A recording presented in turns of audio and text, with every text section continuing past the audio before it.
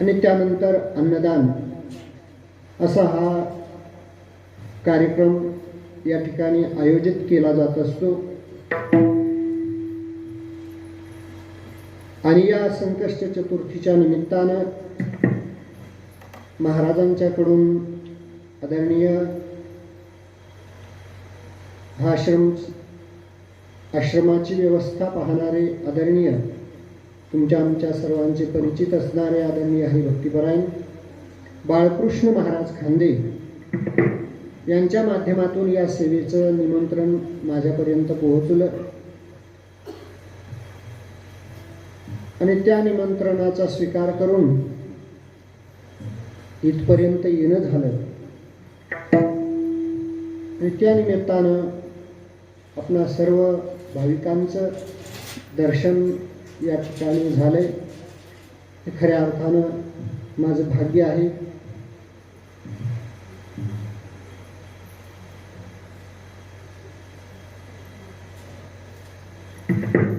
आदरणीय महाराज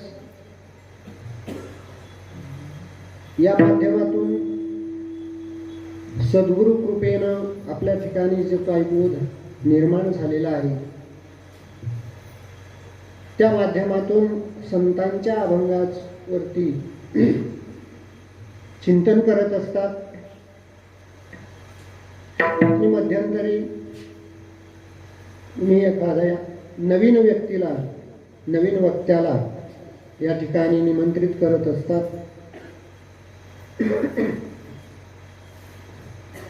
त्याप्रमाणेच आज मी या ठिकाणी नवीन वक्ता म्हणून उपस्थित झालेलो आहे.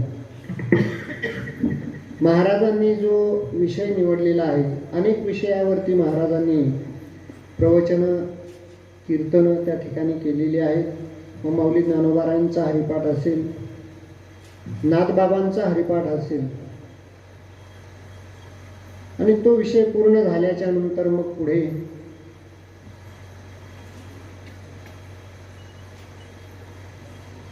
निवृत्तीनाथ महाराजांच्याकडून तीनही भावंडाला जो अनुग्रह झाला, सद्गुरु उपदेश झाला,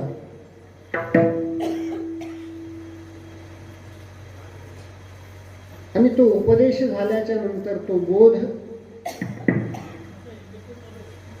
चित्तामध्ये ठसावा याच्याकरिता ज्या साधन मार्गाने मार्गक्रमण करावं, तच्चिंतनम तत्कथनम अन्योन्यम तत्प्रबोधनम किंवा चिंतने चिंतने तद्रूपता, तुकोबारायांच्या उक्तीप्रमाणे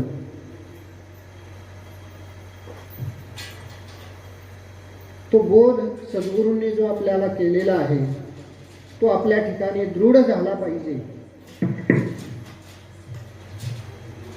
मग सद्गुरू उपदेश करत असताना समान रूपाने सर्वांना उपदेश करत असतात. कुणाला विशेष कुणाला सामान्य असा उपदेशामध्ये काय नसतो, प्रकार नसतो. मग माऊली ज्ञानोबारायांना जो उपदेश सद्गुरू निवृत्तीनाथांनी केला तोच उपदेश सोपान काकांनाही केला आणि तोच उपदेश चिमुकल्या असलेल्या त्या मुक्ताबाई महाराजांनाही तोच उपदेश तोच अनुग्रह त्या ठिकाणी केला. परंतु माऊली ज्ञानोबाराय तात्काळ त्या बोधावरती आरूढ झाले.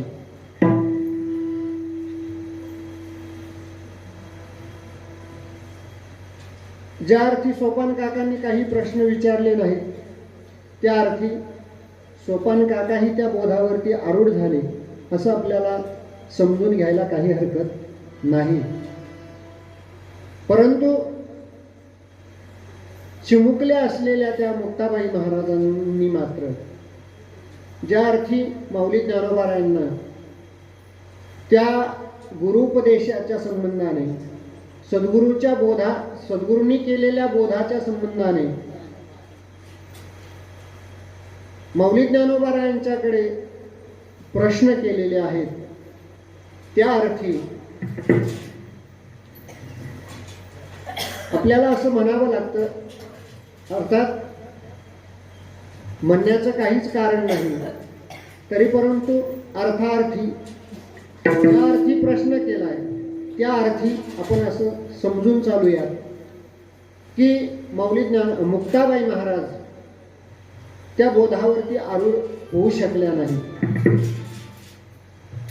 आणि म्हणून त्या बोधावरती आरूढ तर झालं पाहिजे, परंतु मग त्याच्यासाठी काय साधन जीवनामध्ये केलं पाहिजे, काहीतरी मार्गदर्शन आपण घेतलं पाहिजे. आणि या उद्देशानं मुक्ताबाई महाराज आपल्या ज्येष्ठ बंधूंना अर्थात मौली ज्ञानोबारायांना काही प्रश्न विचारत आहेत आणि त्या प्रश्नांची उत्तरं मौली ज्ञानोबाराय त्या ठिकाणी मुक्ताबाई महाराजांना देत आहेत. तर अनेक प्रश्न त्या ठिकाणी मुक्ताबाई महाराजांनी विचारलेले आहेत. त्यामध्ये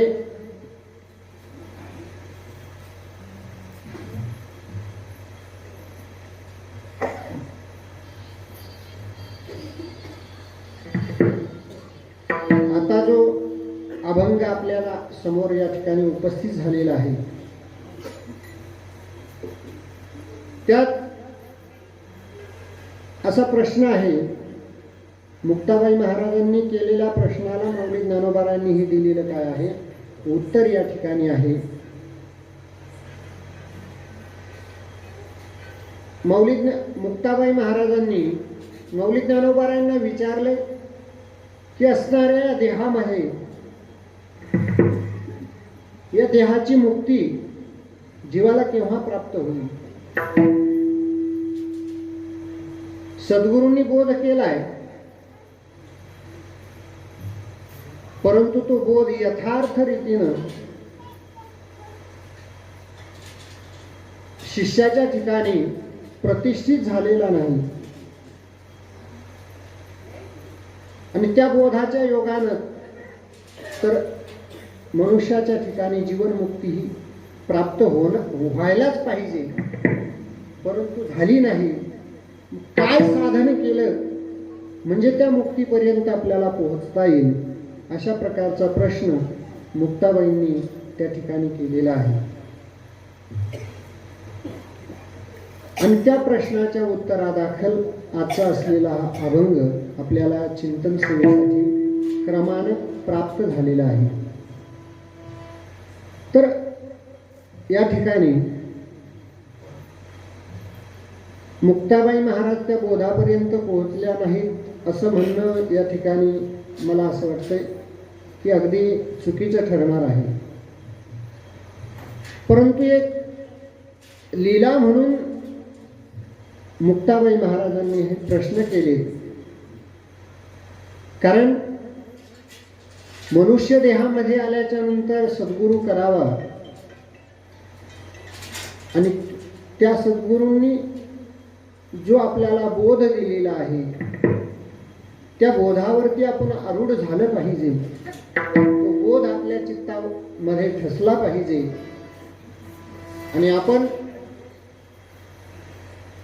या देहातच जीवनमुक्तीचा आनंद आपल्याला उपभोगता आला पाहिजे. याच्याकरिता सद्गुरूंनी अनुग्रह केलाय, सद्गुरूंनी बोध दिलाय, परंतु सर्वच मनुष्यांचा अधिकार त्या ठिकाणी असेल असं नाही. माणसाला अनेक प्रकारच्या शंका त्या ठिकाणी निर्माण होतील, माणसाच्या ठिकाणी अनेक प्रकारचे प्रश्न निर्माण होतील आणि मग त्या प्रश्नांचं योग्य उत्तर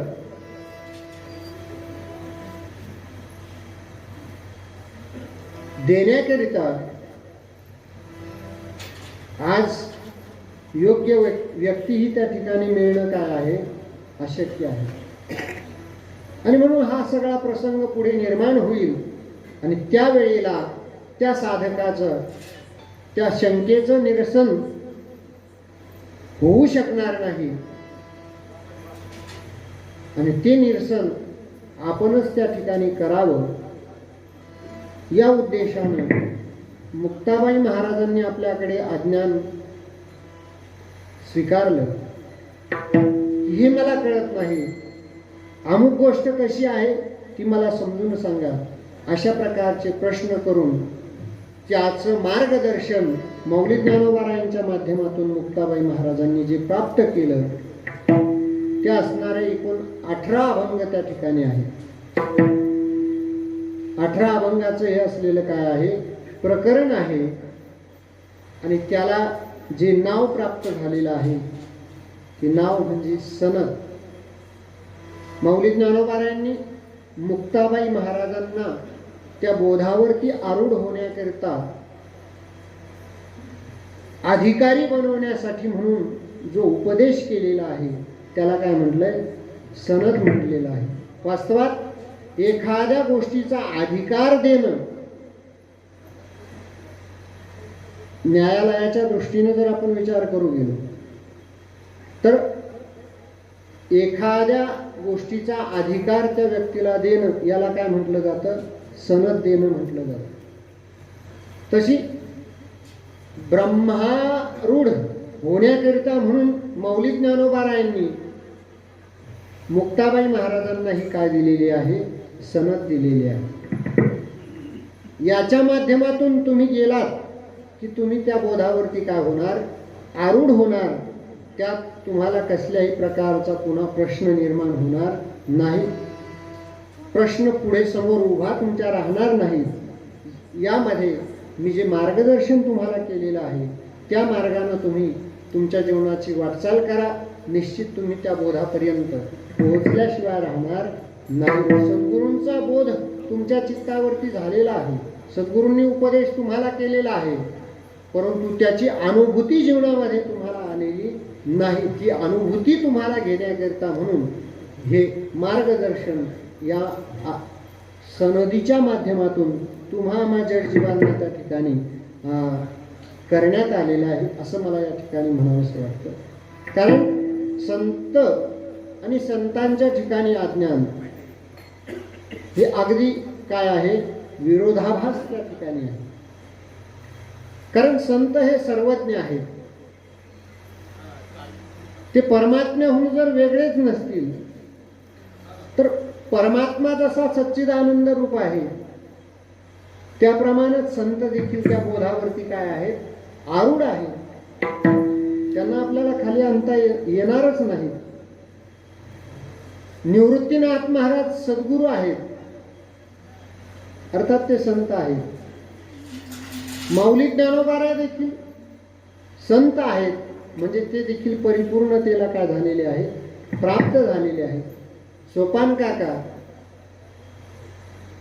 जर परिपूर्णतेला प्राप्त झालेले आहेत, तीनही भावंड परिपूर्ण झालेले आहेत, तर मुक्ताबाई अपूर्ण आहेत असं आपल्या म्हणण्याचा अधिकार आपल्याला त्या ठिकाणी नाहीच. पण हे जे प्रकरण आपण पाहिलं तर त्या प्रकरणाच्या माध्यमातून ज्या अर्थी मुक्ताबाई महाराज प्रश्न करतायत त्या अर्थी आपल्याला म्हणावं लागतं की मुक्ताबाईंच्या ठिकाणी तो बोध काय झाला नाही, ठसल्या गेला नाही, किंवा मुक्ताबाई महाराज त्या बोधावरती आरूढ होऊ शकल्या नाहीत. आणि म्हणून त्यांनी अनेक वेळेला अनेक प्रकारचे प्रकारानं प्रश्न त्या ठिकाणी मौली ज्ञानोबारायांच्याकडे केले की काय असतं. आणि दुसरा एक मुद्दा या ठिकाणी हा एक भाव काय, तुम्हा आम्हाला मार्गदर्शन व्हावं या उद्देशानं मुक्ताबाई महाराजांनी आपल्याकडे आज्ञान स्वीकारलं. नसलं तरी अज्ञानत्व स्वीकारून ते प्रश्न काय समोर पुढच्या येणाऱ्या साधकांना काय प्रश्न निर्माण होतील आणि त्या प्रश्नांचं निराकरण आपणच त्या ठिकाणी करून ठेवावं या उद्देशानं मुक्ताबाई महाराजांनी स्वीकारलेलं हे आज्ञान आपल्याला असं म्हणता येईल. आणि दुसरा मुद्दा की कीर्तन असेल, प्रवचन असेल, हे श्रवण केलं की त्या दृष्टीनं पुढे आपल्याला काय घडलं पाहिजे, चिंतन घडलं पाहिजे, त्याचं मनन घडलं पाहिजे. मग कशा प्रकारानं महाराजांनी त्या अभंगाचं विश्लेषण केलेलं आहे, मग त्यामध्ये आणखी काय आपल्याला त्या दृष्टीनं काय आणखी चिंतन मनन करता येईल, असं सतत त्या विषयामध्ये आपण रमलं पाहिजे.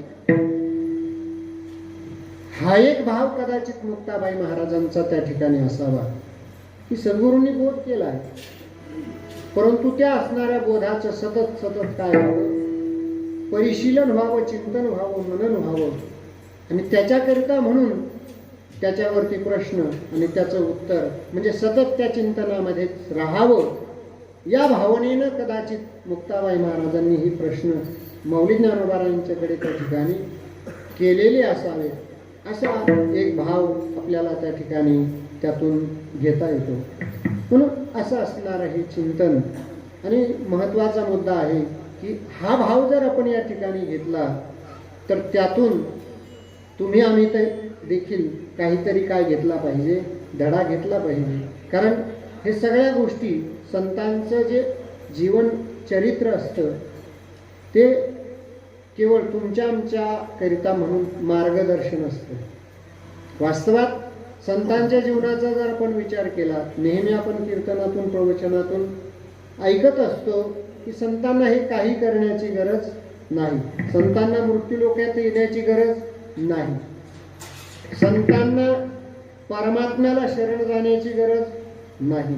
का शरण जायचे? जन्ममरणातून सुटण्याकरता म्हणून परमात्म्याला शरण जायचं. मग संत महात्मे त्या जन्ममरणात जर अडकलेलेच नाहीत तर त्यांना भगवत शरणागती करण्याची आवश्यकता नाही बिलकुल. पण का जायचंय तर त्या भगवत भक्तीचा आनंद घ्यायचा आहे, त्याच्याकरता म्हणून शरणागती करतात. किंवा तुम्हाला मार्गदर्शन करायचंय, तुम्ही आम्ही कोणत्या वाटेनं जावं, कशा पद्धतीनं जीवनाचा मार्गक्रमण करावा, त्याच्याकरिता म्हणून मार्गदर्शन संत आपल्या चरित्रातून जीवनचर्येतून त्या ठिकाणी तुम्हाला काय करत असतात, मार्गदर्शन करत असतात. आणि या ठिकाणी दोन्ही दृष्टीनं भाव जर आपण या ठिकाणी घेतला किंवा सद्गुरूंनी केलेला उपदेश त्याचं सतत मनन चिंतन, त्या चिंतनातच आपण राहावं, या उद्देशानं मुक्ताबाई महाराजांनी माऊली ज्ञानोबारायांच्याकडे केलेले हे प्रश्न म्हणा किंवा स्वतःकडे अज्ञान स्वीकारून त्या संबंधाने तुमच्या आमच्या शंका ज्या पुढे आपल्याला निर्माण होणार आहेत त्या उपदेशाच्या निमित्तानं त्या शंका तुम्हाला निरसन व्हाव्यात. कारण त्या काळामध्ये त्या उंचीवरती पोहोचलेला असा सद्गुरू भेटणं कदाचित दुरापास्त होईल आणि हे संत जाणत असतात. कारण संत सर्वज्ञ आहेत. याचा अर्थ सर्वज्ञ कुणाला म्हटलं जातं? कुणाला म्हटलं जातं? ज्याला भूतकाळातलंही कळतं, वर्तमान काळही जो यथार्थ रीतीनं काय करतो, जाणतो, आणि भविष्यही ज्याला कळतं त्याला काय म्हटलं जातं?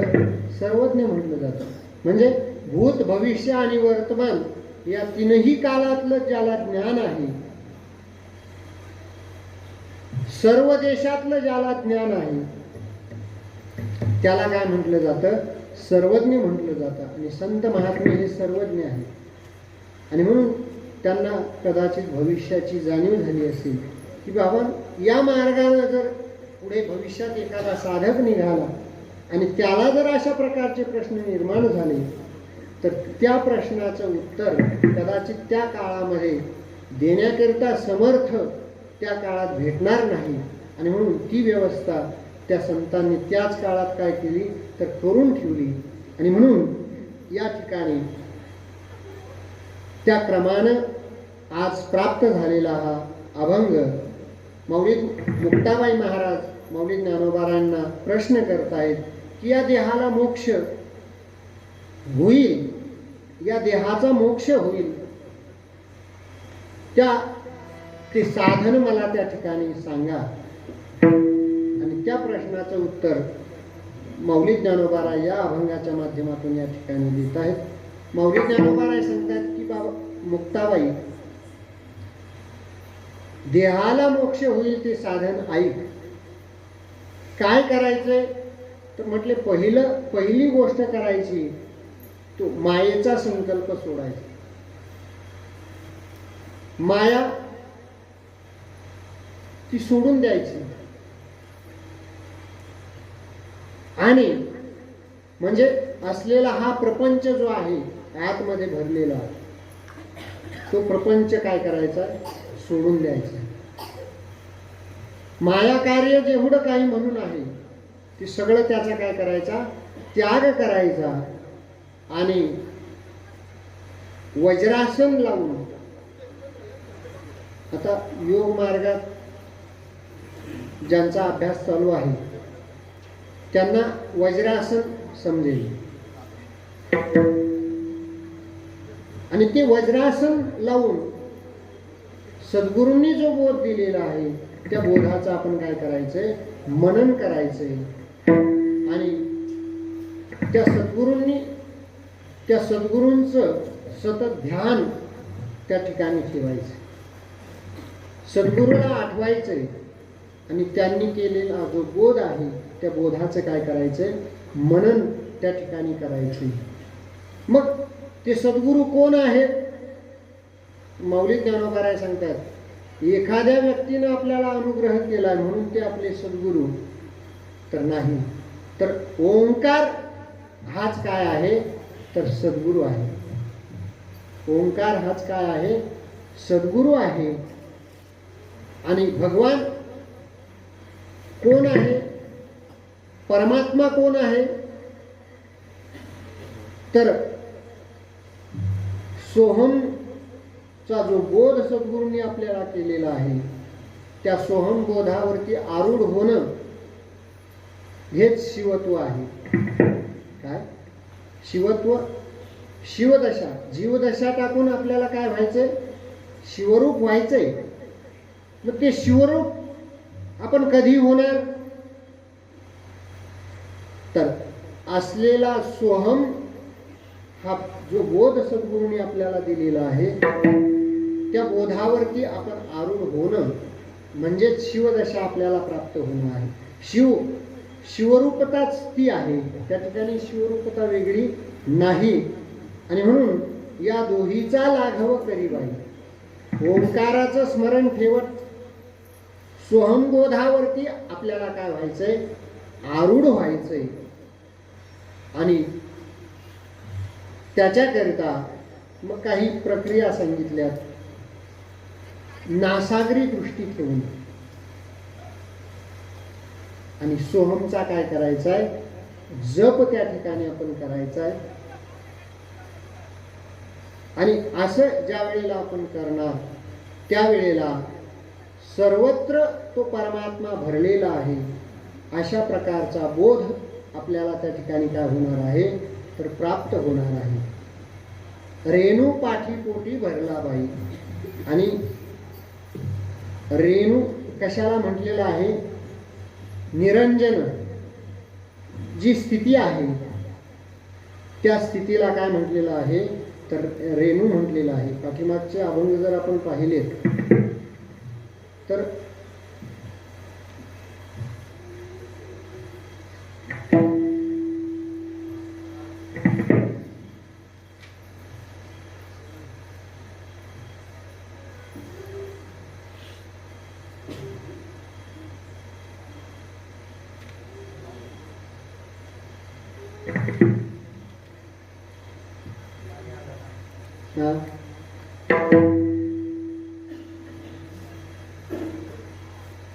काय महाराज,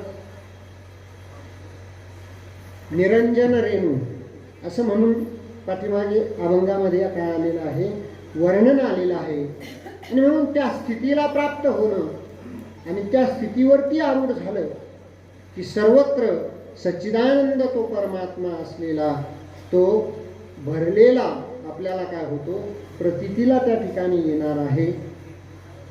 आणि त्यामध्ये आपण काय होऊन जायचे, लीन त्या ठिकाणी होऊन जायचे. म्हणजे मी अमुक आहे, हा देह आहे आणि हा देह माझा आहे, मी लीन करून टाकायचा आहे. त्या परमात्म स्वरूपामध्ये तो अहम लीन करून टाकायचा आहे. मग परमात्मा स्वरूप जर तो अहम झाला तर मी स्वतंत्र वेगळा त्या ठिकाणी राहील का? वेगळा अहम त्या ठिकाणी राहील.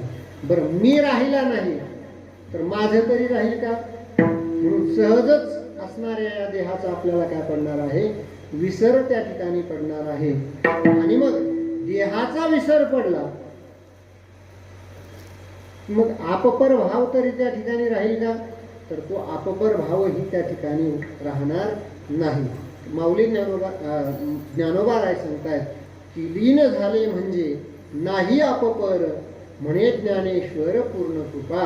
आणि हा आपपर भाव ज्या वेळेला पूर्णतः निवृत्त होईल, जोपर्यंत आपपर भाव आपल्यामध्ये आहे तोपर्यंत पूर्ण कृपा झाली असं समजून चालणार नाही. तोपर्यंत आपण त्या बोधावरती आरूढ झालोय असं आपल्याला म्हणता येणार नाही. आणि म्हणून अशा पद्धतीनं असणारा हा अभंग आजच्या या चिंतन सेवेसाठी निवडलेला आहे. वास्तवात अजून अर्धा तास आपल्याकडे शिल्लक आहे. तेवढ्या वेळामध्ये या अभंगाचं जे काही आपल्याला चिंतन करता येईल तो करण्याचा आपण या ठिकाणी प्रयत्न करणार आहोत. मग आता या ठिकाणी पहिला प्रश्न आपल्या सर्वांना या ठिकाणी निर्माण होईल. माऊली ज्ञानोबा राय म्हणतात, देहामोक्ष होय साधन ते ऐक. या देहाला मोक्ष होईल अशा प्रकारचं साधन मुक्ताबाई महाराजांनी सांगितले की मला सांगा. मग आता देहाला मोक्ष प्राप्त होणं हे कसं काय सुसंगत वाटतं का आपल्याला? देहाला मोक्ष का जीवाला मोक्ष? मोक्ष कुणाला झाला पाहिजे? देहाला मोक्ष होण्याची गरज आहे का? देहाला मोक्षाची गरज, देहाला मोक्ष झाला काय आणि नाही झाला काय, देहाला काहीच फरक पडणार नाही. मोक्ष कुणाला झाला पाहिजे? जीवाला झाला पाहिजे. या ठिकाणी तर माऊली ज्ञानोबा राय सांगतात, देहामोक्ष होय साधन ते ऐक. देहाला मोक्ष होईल अशा प्रकारचं साधन मी तुला सांगतो. ते साधन तू जीवनामध्ये जर केलंस तर तुझ्या देहाला काय होईल? मोक्ष त्या ठिकाणी प्राप्त होईल. माता या ठिकाणी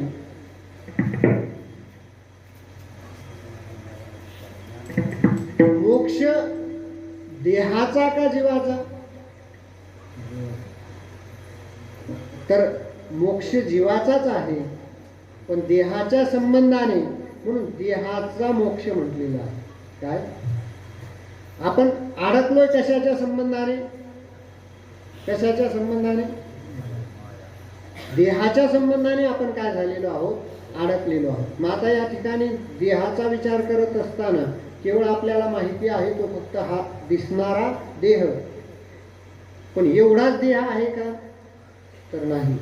देहाचे एकूण 4 प्रकार सांगितलेले आहेत. पैकी एकच देह आपण जाणतो तो म्हणजे दिसणारा हा स्थूल देह जो आहे तेवढाच आपल्याला फक्त माहिती आहे. पण याच्या आत असणारे 3 देह आहेत त्या देहाची मात्र आपल्याला काय नाही? जाणीव त्या ठिकाणी नाही. कदाचित या मार्गामध्ये आपण जर चिंतन करत असाल तर त्या देहांची नावं कदाचित आपल्याला माहीत असतील, परंतु वास्तवात मात्र त्या देहाचं ज्ञान आपल्या ठिकाणी आहे असं आपल्याला म्हणता येणार नाही. आणि मग असणारा हा स्थूल देह तर एका दृष्टीनं आपण त्याच्यामध्ये अडकलेलो आहोतच, पण त्याही पुढे जाऊन आतमध्ये याच्या पुन्हा एक सूक्ष्म देह आहे. काय? याच्या आत एक सूक्ष्म देह काय करतो आहे? वास करतो आहे. मग कोणता देह आहे? कुणी त्याला 16 तत्वाचं मानलंय, कुणी 17 तत्वाचं मानलंय, कोणी 24 तत्वाचं त्या ठिकाणी काय केलेलं आहे?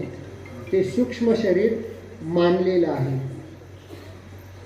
मग वेगवेगळे प्रकार त्याच्यामध्ये आहेत. मग असणारा पंचप्राण, आणि इथं तर 10 प्राण सांगितलेले आहेत. किती? या सनद जी आहे मुक्ताबाई महाराजांची, त्या सनदीमध्ये 10 प्राण सांगितलेले आहेत. 5